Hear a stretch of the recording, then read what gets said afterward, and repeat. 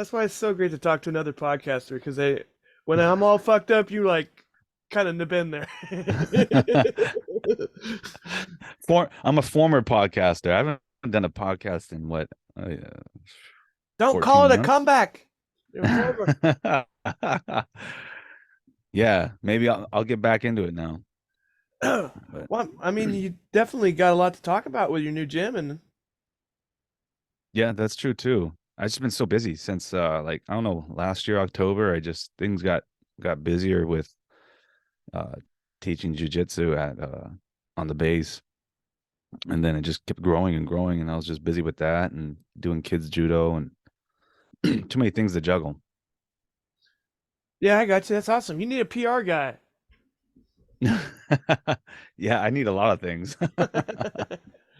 No, I mean, actually, honestly, it sounds like you're growing naturally. You don't need somebody to inject, social media steroids into your good gym vibes. Yeah, I'm definitely, I mean, it's just every day slowly plugging away, trying to figure out different ways to market it for sure. Uh, so so you do judo and jujitsu? Yeah, I do.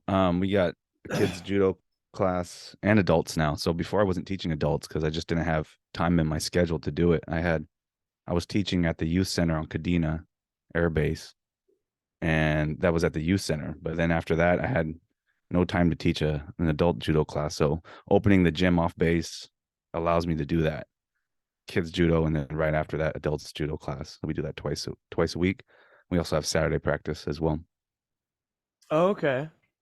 But Yeah, you and still have same your thing with practices jujitsu. on base, and then in your gym's off base?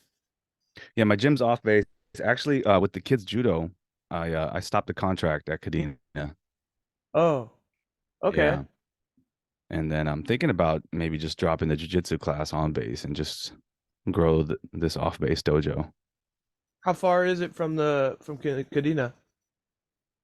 Um, it's like maybe 5, 6 miles away. It's not that far. So I did lose some clientele because the parents didn't want to.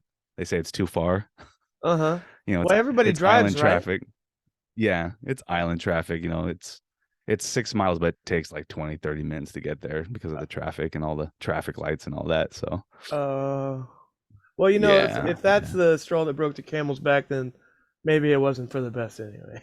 yeah. I mean, I'm right outside Camp Foster though, so which is the Marine Corps base. So yeah, it's a nice location. Got a parking spot.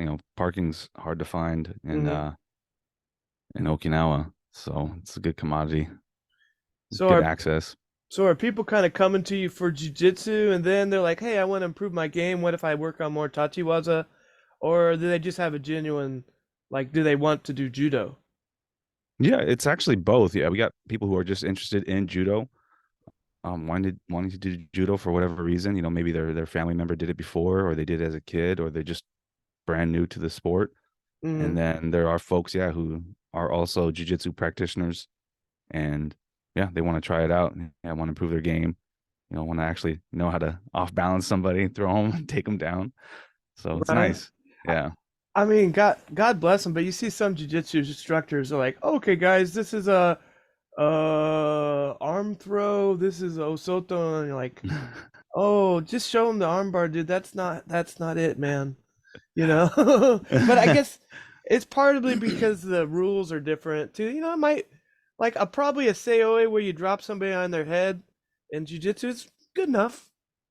You just got to Yeah. get them down. You know? Yeah, it doesn't have to be pretty, right? Yeah.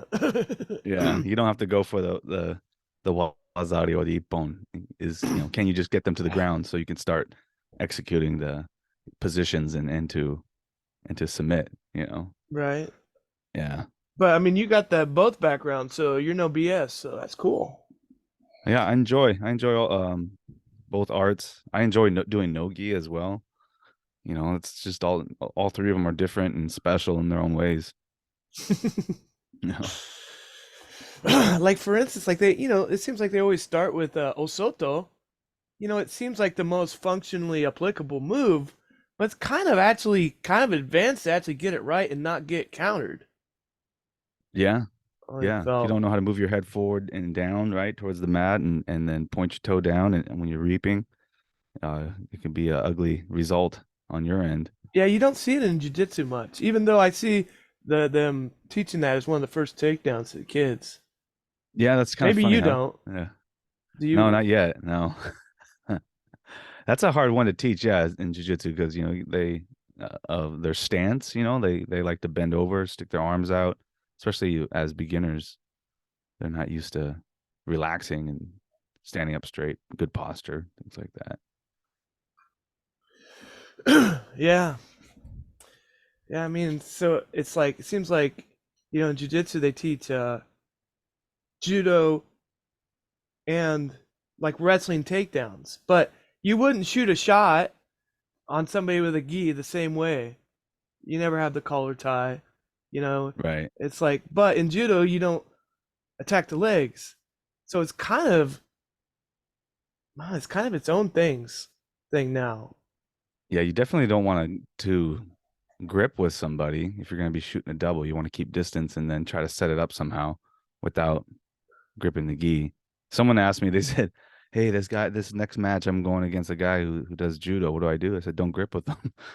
Just don't do it. Yeah. Yeah, keep your distance and then go for the shot or pull guard.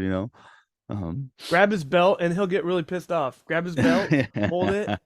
That's the one thing when jits guys come and do judo, and like they do a two-sided grip, and they just hold it, and I was like, the judo in me was like, you need to let go sooner or later, because then I can't throw you. But at the same time, I'm like, it's banned in judo because it's really effective.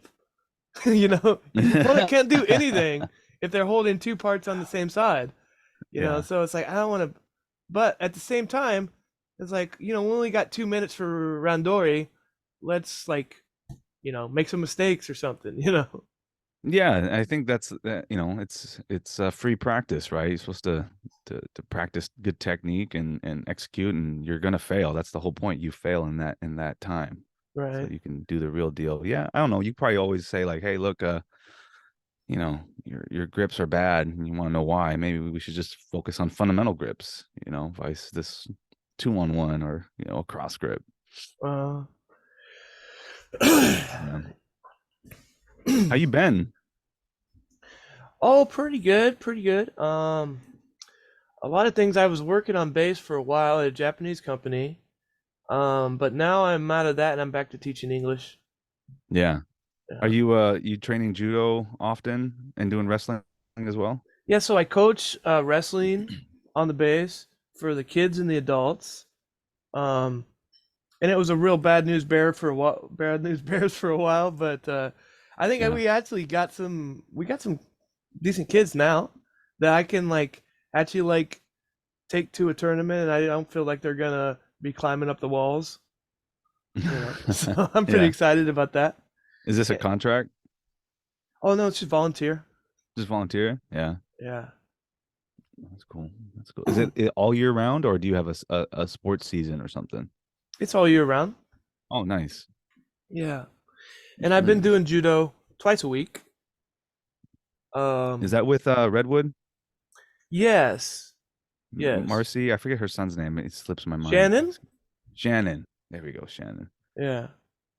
And and in Nagasawa. I just started up in Nagasawa and I really like it. It's kind of the opposite because on base they gotta stick to teaching everybody very fundamental stuff because there isn't like a strong background yet, at least not for the adults. I think they're building their kids up good, but the Yeah. adults seem like mostly their kids are doing it and they're like, oh, I better learn it too so I don't look like I can actually criticize them on their technique. Yeah. And guys that are doing jits that kind of want to improve their takedowns. Okay. Um, Cool. but Nagasawa is just the exact opposite. You just uchikomi for like 5 minutes and it's randori the whole time, which is good and bad. That Japanese way. Yeah. Some of the guys who some of them were practicing off base with a Japanese sensei, actually a couple of Japanese senseis, and they were saying like, yeah, I can't.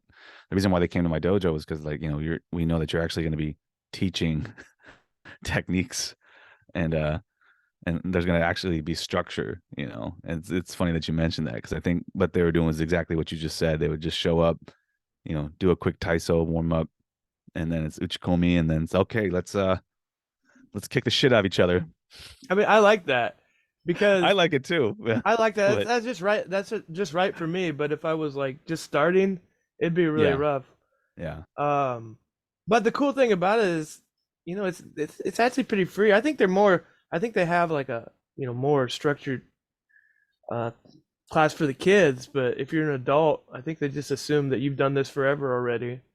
And yeah, but afterwards you talk and they'll you know chat your ear off about like, oh, how you break this grip, or why you could connect this technique with this technique. So I think that's where the real learning learns once you're like a black belt or an adult, is just the conversations you have when you have time yeah. to step in. Like, I don't know, having a class like, oh, we're gonna do this technique and this technique. Uh, you never know if that's something that person's good at, or yeah. True, true. I do feel like it would be beneficial though to break certain techniques down, or to do situational drills. How would you execute this? What are the different ways to execute it?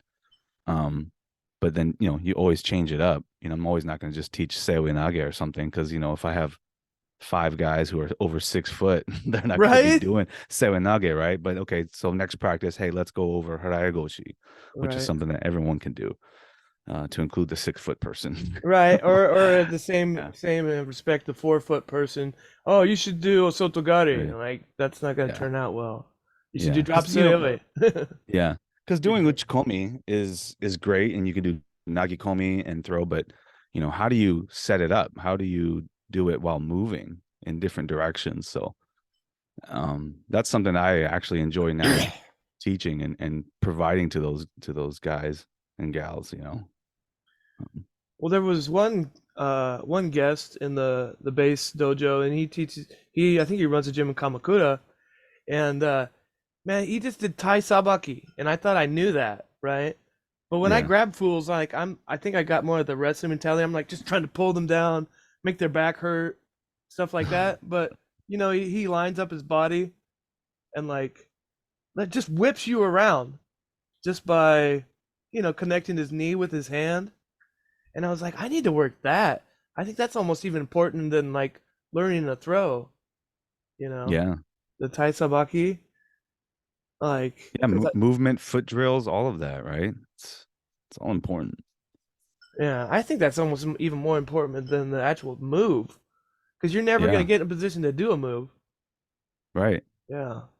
That's So, and yeah, we get these new students when they're, I'm like, okay, let's do it now moving, and they don't know how to walk properly or step, and then they're stepping all over each other, and so that hinders the growth, right? So okay, let's take a step back, and let's talk about proper movement and how you move your feet, and how you position it, and how you work together, not stepping on each other, and uh, all of that, how you does that know. work? When you can, the young ones will follow it, or do they want like, nah, I want to do the move?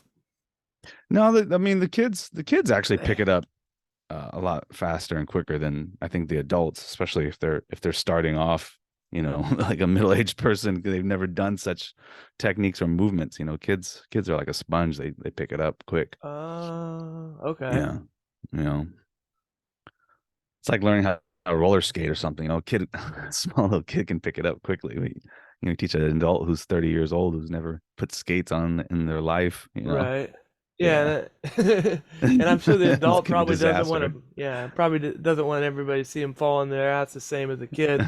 Yeah, Kids will fall down 5 times a yeah. second. But oh wow, no, that's a good concept. But yeah, I wish we had more time. I probably need more of that because I got a lot of bad habits. But also though, there was one thing I was kind of wanting to ask your take on it, right? Because I've been like trying to get, I like to do lifts and stuff, right? And Yeah. but it seems hard, once somebody's already established a grip. it's hard to like get under them under both arms. So I was trying, from no grip and grab, like you see the Georgians doing and stuff like Yeah, they that. just rush in. Yeah, but it only works if there's like no contact, you know. Like you Mm, fake up high and then you grab, right? And yeah. I was just thinking about how to do that, and then I finally started hitting it. And then I found out I guess it's illegal. Oh, is Like that right? two hands underneath. Like I thought when you like make like a wrestling grip or a Greco grip, I could see why that's illegal. You could say, "Oh, that's potentially damaging to their back or something, or it's not uh a typical judo move." But Yeah. but the actual wrapping around both under the arms apparently is illegal too. Huh. So what do you have to have a grip Here's the on the deal. You belt? can do it, but you have to have a grip first. So I was like, but then it doesn't work. Huh. You know what I mean? If somebody's got That I even did just not a know. collar, and the more I look into it, it's and correct me if I'm wrong or talking out my ass, but every time you see new updates to the technique, it's like, hey, this is all stuff that not Japanese judoka do. Yeah. Conspiracy alert. Yeah. I mean, I really don't keep up with the IJF as much. I think it's just because of what, I have to abide by what rule sets for the local kids here, Uh-huh. And and my school is just, we focus just on the fundamentals, you know. Yeah. And I get a lot of kids that cycle in and cycle out, so it's always kind of like starting over again in a Hmm. way. So my goal is always to get them to a certain level of fundamental judo. But yeah, that's interesting about that. Yeah, that all the changes in the IJF, and I know you want to talk about some of them, but that's interesting too about that. Yeah. You gotta get grip first, huh? Yeah, and That's cool. well, I guess I'll just share. Let me see here. Oh, where the heck is my? What? Pornhub? No, I'm just kidding. Oh, what? I didn't close all my tabs.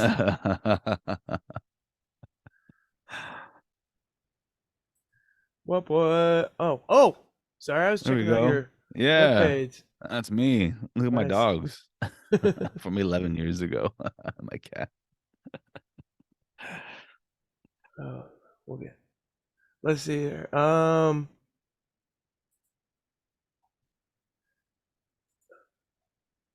Yeah. So, So so this came out at the beginning of this year, huh? yeah, Okay.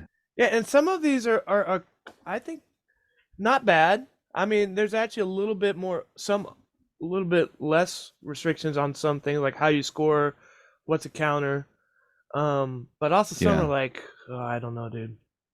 All right, So so let's go one by one then. so scoring for actions without stopping or continuation of techniques. If there's a stop in the action, there's no score. So what does that mean? Like if the referee says mate while Um, you're executing a technique? so what they mean is stop in the action is, for instance, like you do a seoi and the guy Yeah. steps around, and then like you actually, if you plant your feet while you're still moving and finish the throw, you could get a score. But if it's like a seoi, they actually stop all the way, and then you keep driving. That's nothing. I don't know if that's necessarily that different than before though. Huh. Yeah, that's interesting. Um, It's kind of confusing. I guess where man, I had the video. Neil Adams was explaining it. Oh, I Everything think sinks in yeah. better when somebody has an English accent. Yeah. More intellectual, right? Even if you don't get it, you're like, oh, Oh, yeah. I should listen. The Um, key points we have. Okay. but anyway, if there's anyway, just saying, if there's a stop, there's no score, and Okay. I think that was kind of in effect before, but I think it was more based on the ref's interpretation. And I think they're taking that away. Okay. Yeah. Is Um, decision 2 and 3 with the Wazari right there? Is that the same thing? um, so decision two, I think they're just specifying more that Just being if you clear. fall on your side or you're rolled onto your side, that can be a Wazari. The score will Right. be Okay. given for a whole side of the body landing, even if the elbow's out.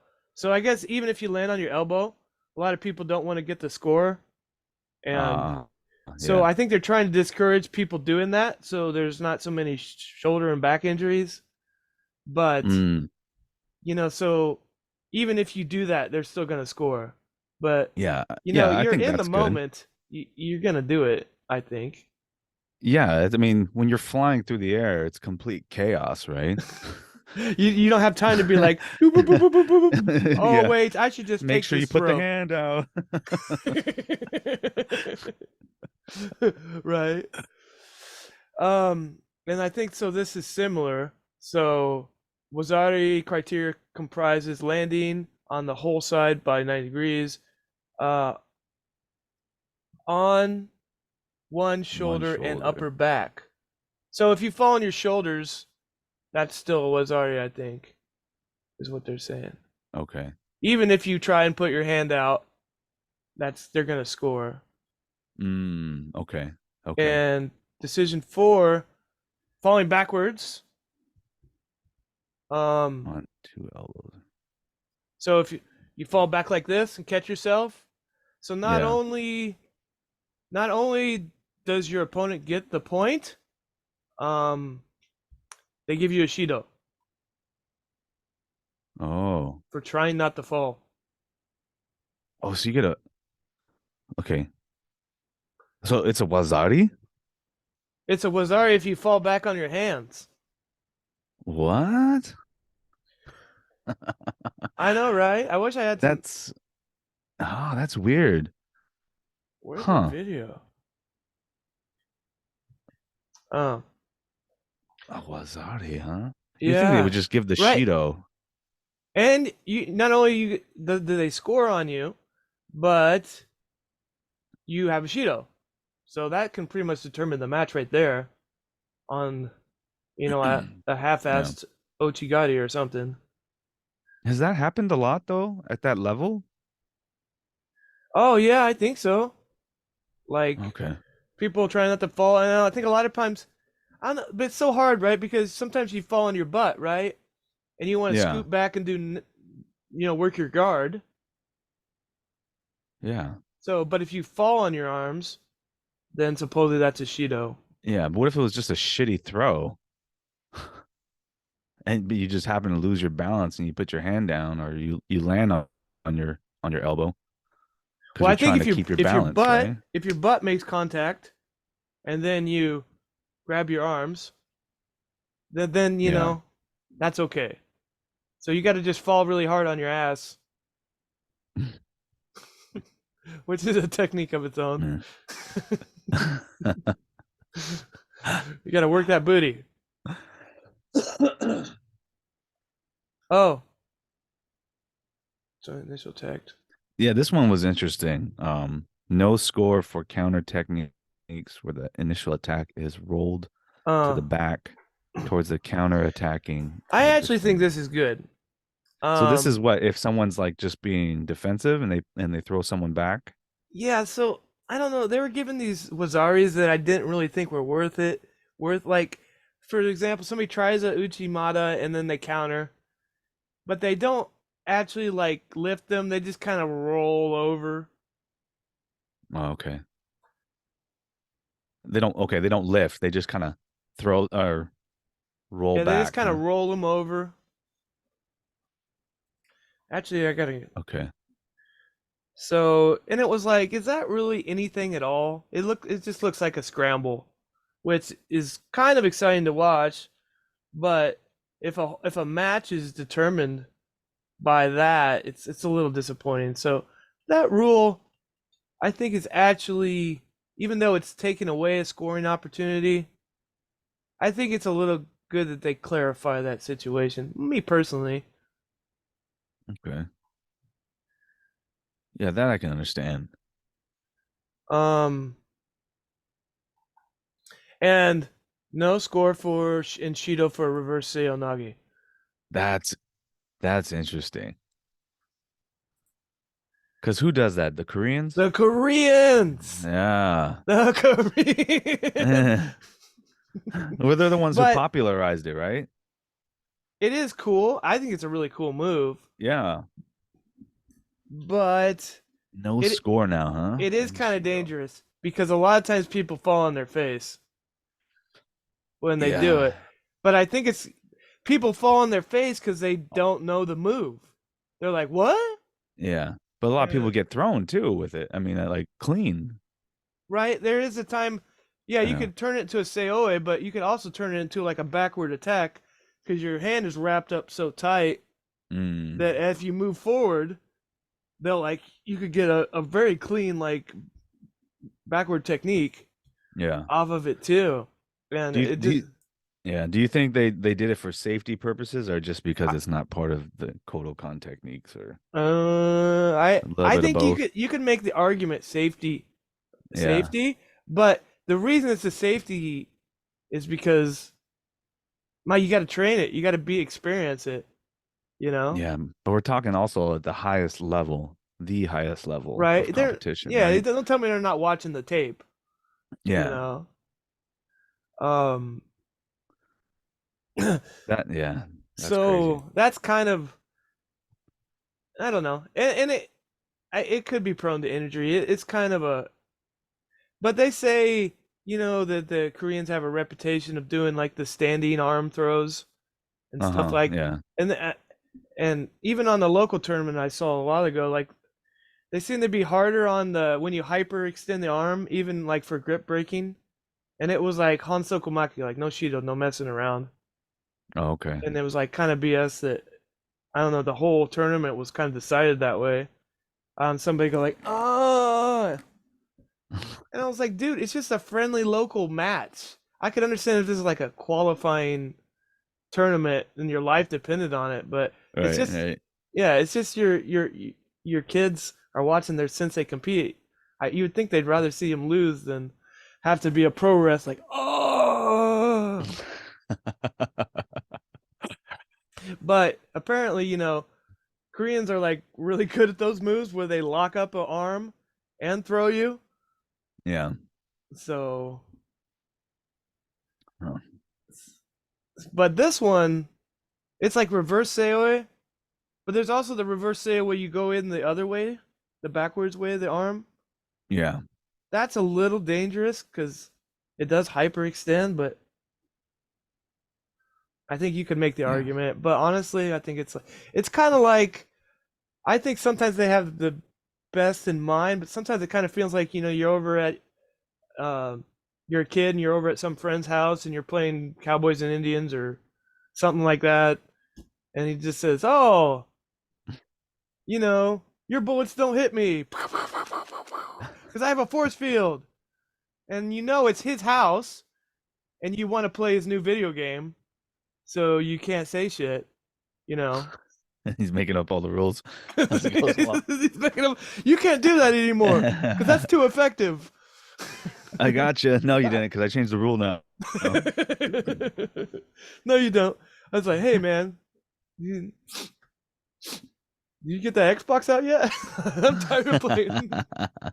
I don't want to play this game where you make all the rules.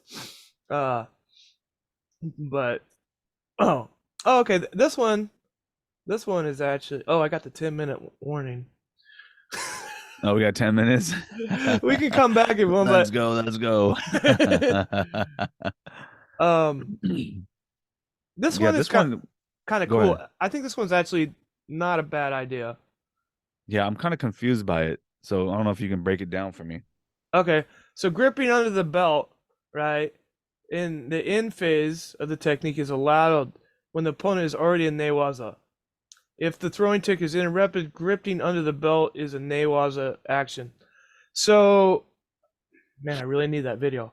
But so for example, you try and throw somebody and something lands, a knee. I think they need to specify like a knee or a hip, and then you Uh-huh. grab the leg, that's a content. That's like a continuation. So it's like, wait, can we grab legs now? Oh Okay. my god, kind of. Gripping on the Um, belt in the end phase. Okay. so you apply the tech. So for instance, you can't start with something like a knee pick or a double leg. But if you can do, because when you do the seoi and people step around and then you trap the knee, Right. I wonder if that's included. Mm. But I don't know. Hmm. Actually, let me just ask Neil. You gonna get him on the phone? I'm gonna get him on the phone. Wake your ass up. I don't care what time it is.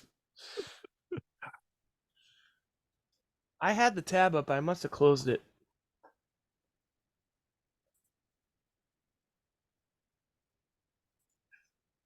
Do do do.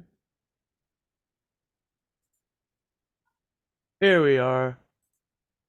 Oh, and no audio, so they can't sue me for stealing content. It's a podcast, right? Oh, okay. So that's the roll. That's the rolling one. Oh, yeah. So, Okay. and I like it how they had this broken up into each choice. So, what were we just talking about? The grip behind the belt. Yeah. Gripping under. Oh, excuse me. Under the belt after the throw.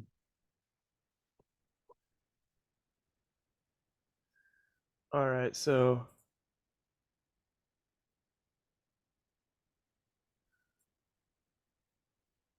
oh, here we go. Gripping under the belt. And this one, I'm still a little bit unsure of though, because I can understand like if you're going to newaza.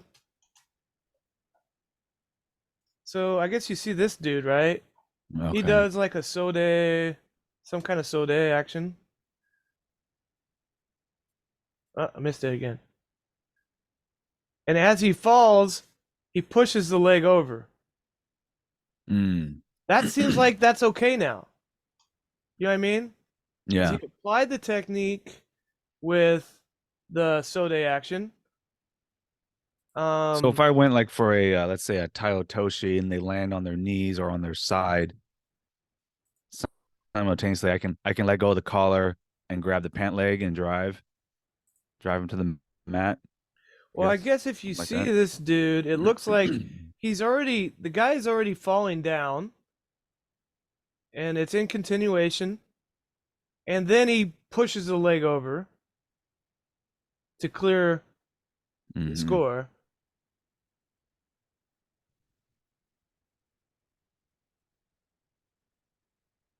And apparently that's the score now. So that might be good news.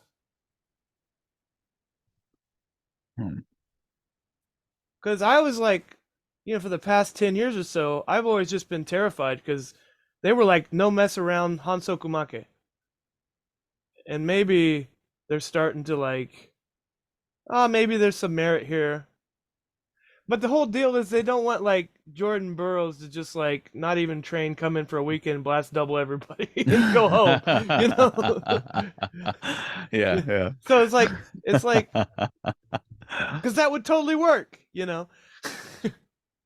Right? Which is another reason Yeah. why they have. Oh, you can do that other move I talked about, the bear hug, but somebody has to grab you first. Like that's the whole point. They can't touch you, so you can get under, Yeah. under and grab them. So, um,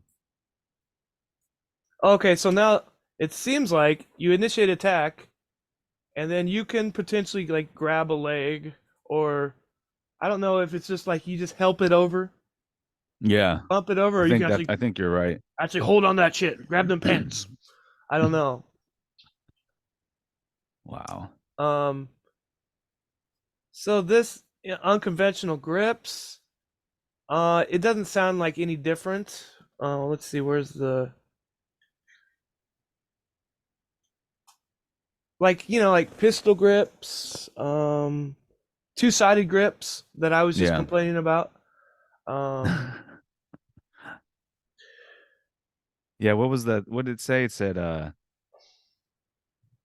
as long as you're trying to actually execute something or Yes, and but I was like talking to other Japanese people, and they were saying like it's actually a little bit easier. You can have this grip now, right? This controlling grip as long as you're like constantly attacking. Even if you have Mhm. like not really a attack you think is gonna work, it seems like you can Yeah. hold those. It seems like there's a workaround. Maybe you can hold those grips longer now if you're selling it enough. Yeah. But the belt grip, one side grip, cross grip, pistol grip, pocket grip. I don't remember what pocket grip is, or not traditional grips. If time Mhm. is taken, so they're gonna give you time to allow for attack preparation. Yeah. I think pocket grip is like that right where the armpit is, right? And that little pocket that you can kind of put your fingers in. Oh, kind of I like a think that's the sambo thing, yeah. because they Yeah. have that thing that they grab a lot. Oh, I see. Yeah. Yeah, the Russians probably do that a lot. Yeah. Uh, I can see, yeah, I mean, I like that as long as you're not being defensive with it, right? You're engaging, Right. Yeah, it trying to probably can execute. be really defensive.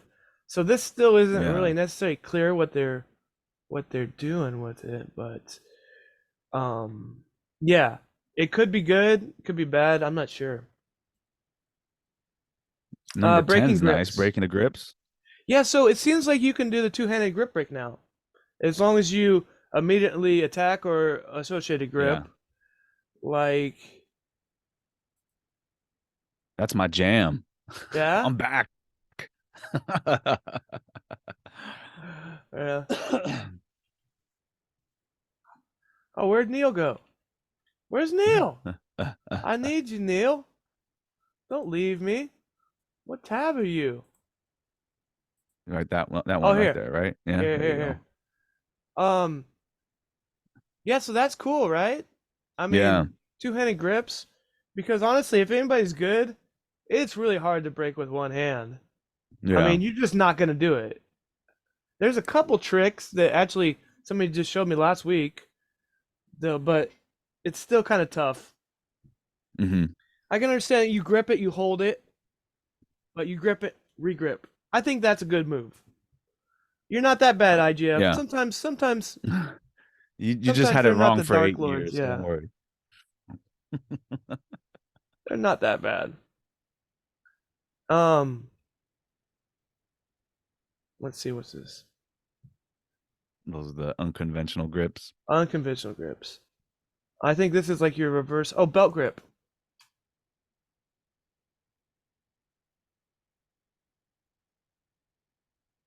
Because like what I hear, like for instance, Mongolians, they'll hold the shit out of that belt, Yeah. and they'll just keep you away the whole time. Um,